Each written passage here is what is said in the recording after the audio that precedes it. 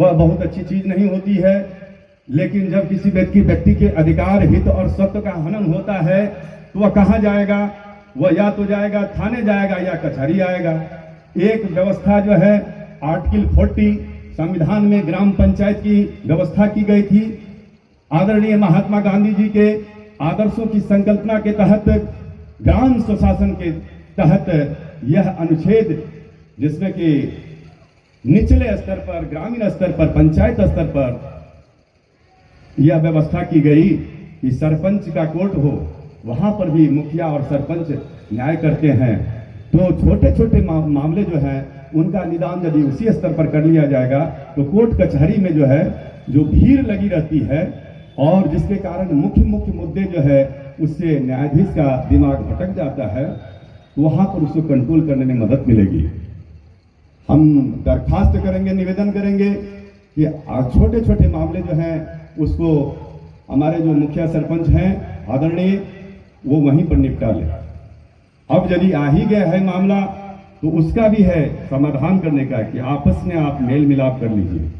Mail मिलाप हो जाता है तो उसका जो है हमारे लोक अदालत के माध्यम से प्री लिटिगेशन है और पोस्ट लिटिगेशन है। तो अगर अभी लिटिगेशन नहीं हुआ यानी केस जो है अभी बहुत आगे नहीं बढ़ा है, शुरुआती स्थिति है, वैसी स्थिति में भी हम करते हैं, उसका निदान करते हैं। और साथ ही साथ पोस्ट लिटिगेशन, अगर लिटिगेशन हो ही गया है, विवाद हो ही गया, केस मुकदमा हो गया है, तो उसका भी निदान आपस में यदि आप लोग मिल जाते हैं तो हम उसका भी निदान लोक अदालत के माध्यम से करते हैं। हर वर्ष, हर महीने 3 महीने पर नेशनल लोक अदालत का आयोजन होता है, उसमें आप लोग आए और जैसे बिजली से संबंधित मामले हैं, मापतौल से संबंधित मामले हैं, क्रिमिनल कंपाउंडेबल केसेज है और मोटर एक्सीडेंट क्लेम से संबंधित मामले हैं। हमारे विद्वान अधिवक्ता आदरणीय श्री रजनीश बाबू ने बताया सड़क दुर्घटना से संबंधित मामले, वो इसके स्पेशलिस्ट अधिवक्ता हैं और एमएससीपी केस के दौरान कोशिश किया था, मैंने भी कुछ ही दिन हम रहे यहाँ पर सेशन जज के रूप में, साल भर रहे और लगभग हमको लग रहा है कि अब आकर के मैटर जो है ना हम उसमें कोशिश ही कर रहे थे, तब तक मेरा ट्रांसफर हो गया, मैं जिला विधिक सेवा प्राधिकार में आ गया। लेकिन मैंने वो 2 मुकदमे का निष्पादन किया था, निर्णय दिया था और कोशिश किया जो कानून के जो उसके जो है हमारे अध्यक्ष जिला एवं सत्र न्यायाधीश, आदरणीय जिला एवं सत्र न्यायाधीश होते हैं, डीएम साहब उसके संरक्षक होते हैं, एसपी साहब होते हैं, हमारे जो है सिविल सर्जन महोदय होते हैं,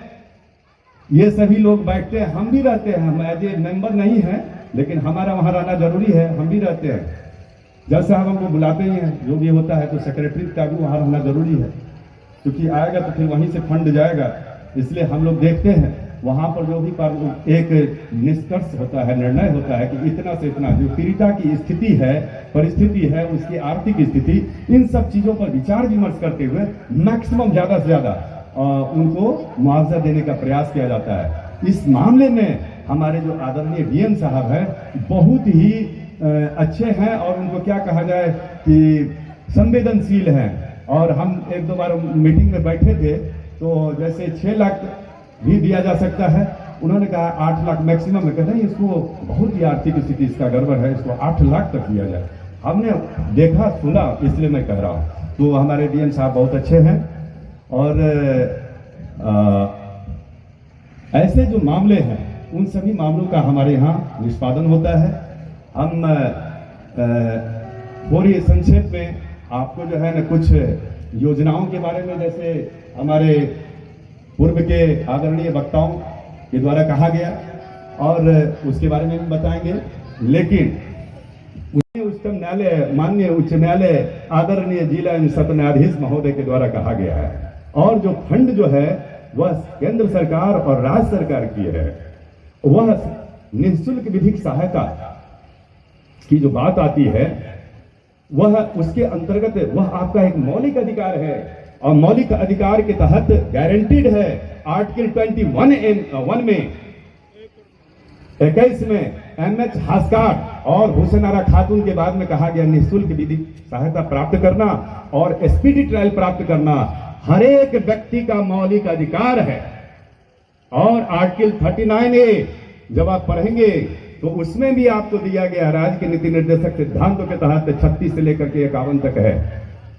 उसमें भी कहा गया है ये आर्टिकल 39A में कि निःशुल्क विधिक सहायता हर व्यक्ति को मिलना चाहिए और उसी कड़ी में जिला विधिक सेवा प्राधिकार की स्थापना की गई और जिला विधिक प्राधिकार act legal services authority act 1987 की धारा 12 में कहा गया है कि जो कोई भी व्यक्ति महिला हो, बच्चे हैं, अनुसूचित जाति जनजाति है, लड़कियां हैं और जिनकी आय इनकम सालाना आय अगर 1.5 लाख रुपए से कम है, ऐसे लोगों को यदि वह वकील करने में सक्षम नहीं है तो ऐसे लोगों को हमारे यहाँ निःशुल्क विधिक सहायता के लिए लीगल सर्विसेज अथॉरिटी एक्ट के तहत 1987 में 12 में ऐसा प्रावधान किया गया है। साथ ही साथ हमारे यहाँ माननीय उच्च न्यायालय के बालसा के द्वारा और नालसा के अंतर्गत गाइडेंस के तहत 50 पैनल लॉयर की नियुक्ति की गई है। साथ ही साथ हमारे यहाँ 100 पैनल लॉयर है। अभी हमारे यहाँ 85 पैनल लॉयर हैं। 15 पैनल लॉयर जो है ना उनको अक्षमता के कारण उनको इस बार विचार नहीं किया गया, उनका नाम हटा दिया गया है। लेकिन अगर कोई भी व्यक्ति अगर काम करने के लिए इच्छुक है, पैरालीगल वॉलंटियर का अर्थ होता है स्वयं सहायता करने वाला, जो उसके मन में खुद है कि हम अपने राज्य के लिए, अपने समाज के लिए कुछ करें, ऐसे लोग जो हैं पैसे के खातिर नहीं, पैसा तो मिलता है 500 रुपया, आप अगर 4 घंटा 5 घंटा काम करेंगे तो आपको 500 रुपया दिया जाएगा, लेकिन पैसे के लिए यदि आएंगे तो सेवा भाव नहीं हो पाएगा। आपके मन में वो उच्च आदर्श होना चाहिए। जो मैंने कहा है अभी की, जो हम अधिकार के बारे में तो बात करते हैं लेकिन कर्तव्यों को भूल जाते हैं, तो कर्तव्य जो है वही है आर्टिकल 51A में संविधान में प्रदत्त है और उसमें कहा गया है कि हम अपने राष्ट्रगान, राष्ट्रध्वज, राष्ट्रीय गान और राष्ट्रीय गीत का सम्मान करें, अपने